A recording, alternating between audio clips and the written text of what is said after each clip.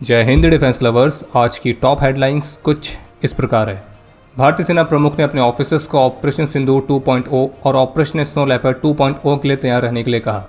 Israel iron डोम की interceptor missiles Bharat में बनाना चाहता है। रीयूजेबल रॉकेट का सफल टेस्ट करने वाला चीन बना दुनिया का दूसरा नेशन। और सुखोई Su-30 MKI के लिए तैयार हो रही है बेहद ही पावरफुल AESA रडार।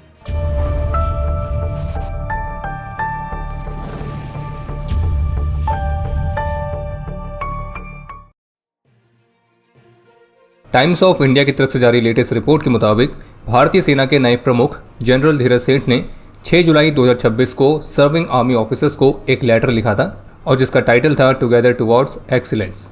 और इस लेटर में आर्मी चीफ ने कॉम्बैट रेडीनेस को टॉप प्रायोरिटी के तौर पर मेंशन करते हुए ऑफिसर्स को इस बात के निर्देश दिए हैं कि वे ऑपरेशन सिंदूर 2.0 और ऑपरेशन स्नो लेपर्ड 2.0 इन दोनों के लिए तैयार रहें। जिन्हें आर्मी के ऑपरेशन स्नो लेपर्ड के बारे में नहीं पता है तो उन्हें बताए थे कि 2020 में जब पूर्वी लद्दाख में भारत और चीन के बीच बॉर्डर स्टैंड ऑफ की शुरुआत हुई थी, चीन ने एक बार फिर से धोखा दिया था और कई सप्ताह के मिलिट्री बिल्डअप के बाद नेगोशिएशंस लगातार फेल हो रही थी क्योंकि चीन को ऐसा लग रहा था कि वो एक अपर एडवांटेज में है। तो चीन को उसकी सही जगह दिखाने के लिए फिर भारतीय सेना ने 29 और 30 अगस्त की रात को ऑपरेशन स्नो लेपर्ड लॉन्च किया था और जिसमें भारतीय सेना ने कैलाश रेंजेस की महत्वपूर्ण चोटियों को अपने कंट्रोल में लिया और चाइनीज फोर्सेस से पहले ही पैंगोंगशू के सदर्न बैंक की हाइट्स को डोमिनेट कर लिया था। और इसी ऑपरेशन ने चाइना को बातचीत करने के लिए मजबूर कर दिया और इस ऑपरेशन को अंजाम दिया था भारत के one of the most elite special forces special frontier force यानी कि SFF के ट्रूप्स ने। और बाकी ऑपरेशन सिंदूर के बारे में तो वो तो आपको पता ही है। बाकी आर्मी चीफ ने अपने ऑफिसर्स को इस बात के भी निर्देश दिए हैं कि वो स्पॉट रिव्यूज़ के माध्यम से ऑपरेशन प्रिपेयर्डनेस को वैलिडेट करें और मिशन के लिए हमेशा पूरी तरह से तैयार रहें। और इसमें सिर्फ इक्विपमेंट कैपेबिलिटी, एम्यूनिशन अवेलेबिलिटी, जरूरी चीज़ों की सप्लाई, ह्यूमन रिसोर्सेज और लॉजिस्टिक्स ही नहीं बल्कि और भी कई पहलू शामिल हैं। आर्मी चीफ ने अपने ऑफिसर्स को आउट ऑफ द बॉक्स सोचने के लिए भी कहा है। उनका ये मानना है कि किसी सटीक समाधान का इंतजार करने के बजाय ऐसे आसान समाधान खोजने भी चाहिए जिन्हें लागू किया जा सके और वो भी समय पर। और उनका कहना है कि छोटे छोटे सुधारों से भी कामकाज में बड़े फायदे हो सकते हैं और साथ ही आजमाए परखे हुए तरीके जो कि लड़ाई में कारगर साबित हुए हैं तो वे भी अहम बने हुए हैं। और सेना को जवाबदेही या गुणवत्ता से समझौता किए बिना हालात के हिसाब से ढलने, नई तरकीबें आजमाने और मुश्किलों से पार पाने की क्षमता बनाए रखनी चाहिए। और आर्मी चीफ ने इस बात पर भी जोर दिया है कि हम एक ऐसे अहम मोड़ पर खड़े हैं जहां पर युद्ध लड़ने का तरीका इंसान और बिना इंसान यानी कि मैन और अनमैन वाले कॉन्सेप्ट में बदल रहा है और इसमें आर्टिफिशियल इंटेलिजेंस, मशीन लर्निंग और युद्ध के नए क्षेत्र जिन्हें पहले खास या सीमित माना जाता था अब वो आम बात और सामान्य नियम बन गए हैं। मीडिया रिपोर्ट्स के मुताबिक भारत और इजराइल का जो डिफेंस एंड मिलिट्री पार्टनरशिप है वो अब एक नई फेज में एंटर कर रहा है और इसी के तहत जो Israeli firm Rafael advanced defence systems है तो वो भारत में अपने अत्याधुनिक iron dome air defence systems के इंटरसेप्टर्स की प्रोडक्शन लाइन को स्थापित करने की योजना बना रही है। और आयरन डोम की जो तामीर इंटरसेप्टर मिसाइल है तो उसको भारत में को प्रोड्यूस करने के लिए Israeli firm Indian defence companies के साथ बातचीत में है। और मीडिया रिपोर्ट्स में सोर्सेज के हवाले से कहा गया है कि इन इंटरसेप्टर मिसाइल्स की भारत में जो प्रोडक्शन लाइन स्थापित की जाएगी तो वो संभावित रूप से एडिशनल कंट्रीज़ के लिए जो राफेल के इंटरसेप्टर सेल्स हैं उसको सर्व करेगी और ज़रूरत पड़ने पर एक एक्स्ट्रा बैकअप भी प्रोवाइड करेगी। बाकी भारत और इजराइल अपने बीच की डिफेंस पार्टनरशिप को और मजबूत करने के लिए उसके स्ट्रक्चरिंग की फाइनल स्टेजेस में है जिसमें और भी अन्य डिफेंस सिस्टम्स के को प्रोडक्शन, नेक्स्ट जनरेशन की मिलिट्री टेक्नोलॉजीज़ का जॉइंट डेवलपमेंट और क्रिटिकल एमरजेंसी प्रोक्योरमेंट मैकेनिज्म्स इन सब को कवर किया जाएगा जो कि कॉन्फ्लिक्ट, थ्रेट या किसी एक्यूट नेशनल सिक्योरिटी प्रेशर के समय एक्टिवेट की जा सके। बाकी फिलहाल आयरन डोम की इंटरसेप्टर मिसाइल्स का प्रोडक्शन भारत में करने वाली जो योजना है तो इस योजना में किसी तरह का टेक्नोलॉजी ट्रांसफ़र शामिल रहेगा तो कितना रहेगा तो इसके बारे में कोई भी कंफर्मेशन फिलहाल अभी तक नहीं है। चाइना ने सफलतापूर्वक अपने पहले sea based rocket booster recovery system को टेस्ट किया है जो कि रीयूजेबल स्पेस टेक्नोलॉजी को बनाने की दिशा में एक मेजर माइलस्टोन है। और इस टेस्ट के दौरान चीन का जो लॉन्ग मार्च 10B रॉकेट है तो उसने एक सैटेलाइट को ऑर्बिट में लॉन्च किया। फिर उसके बाद रॉकेट का जो फर्स्ट स्टेज बूस्टर है वो वर्टिकली वापस लौटा और फिर उसे समुद्र में बने एक प्लेटफॉर्म पर लगे एक जाइंट नेट की मदद से कैप्चर किया गया। और इस तरह की रीयूजेबल स्पेस टेक्नोलॉजी को अचीव करने वाला चीन US के बाद दूसरा नेशन बना है। पहले पर US की SpaceX है। और इंटरेस्टिंग बात यह है कि बूस्टर्स को रिकवर करने वाला चीन का जो ये रिकवरी मेथड है वो SpaceX के मेथड से अलग है क्योंकि SpaceX के मेथड में जो बूस्टर है वो वर्टिकली लैंड करता है लैंडिंग लेग्स पर, जबकि चीन के मेथड में जो बूस्टर है वो वर्टिकली पहले नीचे उतरता है और फिर उसे एक बड़े साइज़ के नेट प्लेटफॉर्म के द्वारा कैप्चर किया जाता है। यानी कि चीन के मेथड में कोई भी लैंडिंग लेग्स नहीं चाहिए जो कि वेट को रिड्यूस करने में काफ़ी मददगार साबित होता है। लेकिन फ़र्क ये है कि स्पेस एक्स की जो टेक्नोलॉजी है वो मैच्योर हो चुकी है, क्योंकि वो 2015 से ही ऑपरेशनल है, जबकि चीन की तरफ ये पहला डेमोन्स्ट्रेशन है, तो इसको भी मैच्योर होने में थोड़ा समय लगेगा। बाकी स्पेस एक्स के फैल्कन 9 बूस्टर के लैंडिंग लेग्स की वजह से जो वेट है वो काफ़ी ज़्यादा बढ़ जाता है, लेकिन चीन ने यहाँ पे लैंडिंग लेग्स को हटा दिया और रिकवर करने के लिए वो नेट का इस्तेमाल कर रहा है, जिसका फ़ायदा चीन को ये मिलता है कि वो पेलोड कैपेसिटी बढ़ा सकता है और जो बूस्टर की कॉम्प्लेक्सिटी है वो कम हो जाती है, और सबसे महत्वपूर्ण जो लॉन्च कॉस्ट है वो काफ़ी हद तक कम आएगी। कहने का मतलब ये है कि चीन स्पेस एक्स की तुलना में ज़्यादा कम कीमत पर लॉन्च कंडक्ट कर सकता है, और अगर इसकी रिलायबिलिटी प्रूफ हो जाती है तो निश्चित रूप से बहुत ही परफॉर्मेंस एडवांटेजेस ऑफर करेगा। बाकी जो बूस्टर रिकवर किया गया है उसे इस वर्ष के अंत तक रीयूज़ किए जाने की उम्मीद है। बाकी जब तक कि स्पेस एक्स ने करके नहीं दिखाया था तब तक हर किसी को यही लगता था कि जो रॉकेट्स हम लॉन्च करते हैं उनको रीयूज़ नहीं किया जा सकता है और वे केवल एक बार के इस्तेमाल के लिए होते हैं।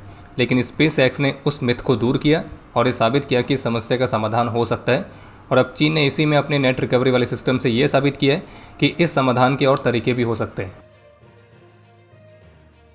कल 8 जुलाई को नई दिल्ली में काउंटर टेररिज्म पर भारत और रशिया ने अपनी 14th जॉइंट वर्किंग ग्रुप की मीटिंग कंडक्ट करी थी, और इस मीटिंग में दोनों पक्षों ने आतंकवाद के सभी रूपों और तरीकों की निंदा की है, जिसमें सीमा पार आतंकवाद भी शामिल है। और उन्होंने 22 अप्रैल 2025 को भारत के जम्मू कश्मीर के पहलगाम में हुए आतंकी हमले और 10 नवंबर 2025 को नई दिल्ली में लाल किले के पास हुई आतंकी घटना की कड़ी शब्दों में भी निंदा की है। और साथ ही दोनों देश इस बात पर सहमत हुए हैं कि वे आतंकी और आतंकी समूह के खिलाफ मिलकर कार्रवाई करेंगे। दोनों ही पक्षों ने काउंटर टेररिज्म के मामले में अपने एक्सपीरियंसेस को शेयर किया है और आगे भी इसमें अपने कॉपरेशन को और बढ़ाने के लिए सहमति दी है। इसके अलावा एक अपडेट यह है कि प्रोजेक्ट कुशा के M3 इंटरसेप्टर्स के लिए टेस्ट कैनिस्टर्स को बिल्ड करने के लिए DRDO ने रॉ मटेरियल्स की खरीद के लिए RFP जारी करी है, और जो कि दिखाता है कि प्रोजेक्ट कुशा पर भी तेजी से काम चल रहा है, जो कि कैपेबिलिटी के मामले में रशिया के S-400 एयर डिफेंस सिस्टम जितना एडवांस्ड होगा।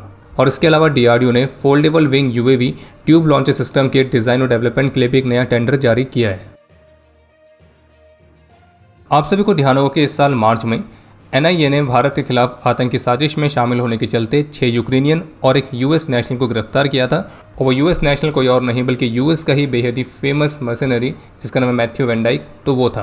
और बाकी जैसा कि हमने आपको कहा था कि भारत के खिलाफ आतंकी साजिश में शामिल होने के चलते अब जो हमारी एजेंसीज़ है वो इनके सॉफ्टवेयर को अच्छी तरह से अपडेट करेगी। तो अब जो लेटेस्ट अपडेट निकल के सामने आया है उससे ऐसा प्रतीत हो रहा है कि जो मैथ्यू वैन डाइक है उसका जो हार्डवेयर है वो भारत के सॉफ्टवेयर अपडेट को अब झेल नहीं पा रहा है। खैर, अपडेट यह है कि मैथ्यू वैन डाइक ने दिल्ली कोर्ट से इस बात का आग्रह किया है कि तिहाड़ जेल के अंदर उसको उसका खुद का खाना बनाने की परमिशन दी जाए, क्योंकि वो इस जेल के स्पाइसी और ऑयली फूड को नहीं खा पा रहा है, और जिस वजह से वो लगभग 50 दिनों से हंगर स्ट्राइक पर है। और उसका कहना है कि उससे उसका वेट लॉस भी हो गया है, हेल्थ इश्यूज़ भी हो रहे हैं, और मैथ्यू वैन डाइक ने रिक्वेस्ट करी है कि उसे खाना बनाने का बेसिक इक्विपमेंट और अन्य सामान प्रोवाइड कराया जाए ताकि वो खुद से खाना बना सके। वैसे बात समझ में नहीं आई कि मैथ्यू वैन डाइक को क्या लगा था कि जेल के अंदर उसे क्या 5 स्टार का खाना मिलेगा। बाकी मैथ्यू वैन डाइक की इस रिक्वेस्ट पर आपके जो विचार है आप उसे कमेंट सेक्शन में शेयर कर सकते हैं। इसके अलावा एक अपडेट यह है कि चीन ने पैसिफिक ओशन में सबमरीन लॉन्च बैलिस्टिक मिसाइल का टेस्ट कंडक्ट किया है, और जबकि न्यूजीलैंड और ऑस्ट्रेलिया ने चीन के इस एक्शन को क्रिटिसाइज़ किया है और इसे रीजन में पीस और स्टेबिलिटी के लिए खतरा बताया है। बाकी ऑफिशियल रिपोर्ट्स के मुताबिक चीन ने इस टेस्ट में एक डमी वॉरहेड के साथ अपनी एक स्ट्रेटेजिक मिसाइल को लॉन्च किया था, जो कि न्यूक्लियर कैपेबल मिसाइल भी है, और इस टेस्ट लॉन्च को चीन के एनुअल मिलिट्री ट्रेनिंग शेड्यूल का एक रूटीन पार्ट बताया गया है। और चीन का ये भी कहना है कि रेलेवेंट नेशंस को इस टेस्ट के बारे में एडवांस में सूचित किया गया था। बाकी चीन ने ऑफिशियली कंफर्म नहीं किया है कि उसने किस टाइप की submarine launch ballistic missile test करी है। बाकी जानकारी के लिए आपको बता दें कि चीन के पास मेनली 2 टाइप की सबमरीन लॉन्च बैलिस्टिक मिसाइल है, JL-2 और JL-3, और अधिकतर का ये मानना है कि चीन ने JL-3 मिसाइल का टेस्ट किया है और जिसकी मारक क्षमता 10,000 किलोमीटर से ज़्यादा है। बाकी एक अपडेट यह है कि भारत की सुखोई Su-30 MKI फाइटर के लिए बनाई गई जो विरूपाक्ष AESA रडार है, तो उसके महत्वपूर्ण ग्राउंड टेस्ट ऑलरेडी चल रहे हैं और 2026 के अंत तक इसका पहला लॉट तैयार होने की उम्मीद है। और पहले फेज में 84 सुखोई फाइटर्स को इस स्वदेशी रडार से इंटीग्रेट किया जाएगा, और फिर उसके बाद जो बाकी के अन्य फाइटर्स हैं तो उसमें भी रडार इंटीग्रेट की जाएगी। बाकी मीडिया रिपोर्ट्स के मुताबिक विरूपाक्ष रडार की जो ट्रैकिंग रेंज है वो 300 to 400 किलोमीटर्स है, जो कि 64 से 100 टारगेट्स को एक साथ ट्रैक करने में भी सक्षम होगी। और अगर सब कुछ योजना के अनुसार चलता है तो 2028 तक इसे सुखोई में अपग्रेड करने का काम पूरा हो जाएगा। और अब समय है आज के इतिहास का। आज के दिन 1984 में अपने अदम्य साहस और वीरता का परिचय देते हुए सेकंड लेफ्टिनेंट शैलेश कुमार ने अपना सर्वोच्च बलिदान दिया था और इन्हें मरणोपरांत शौर्य चक्र से सम्मानित किया गया। आज के दिन 1996 में 28 असम राइफल्स के राइफलमैन गोविंद सिंह, 2002 में 33 असम राइफल्स के राइफलमैन भीम सिंह, 2005 में 34 असम राइफल्स के हवलदार राजवीर सिंह और राइफलमैन सुखमणि देव वर्मा ने अपना सर्वोच्च बलिदान दिया था। और आपके लिए आज का प्रश्न है कि भारत के reusable launch vehicle technology programme का नाम क्या है। और अब समय है आज के टॉप 3 कमेंट्स का, जो ये रहे आपकी स्क्रीन पर।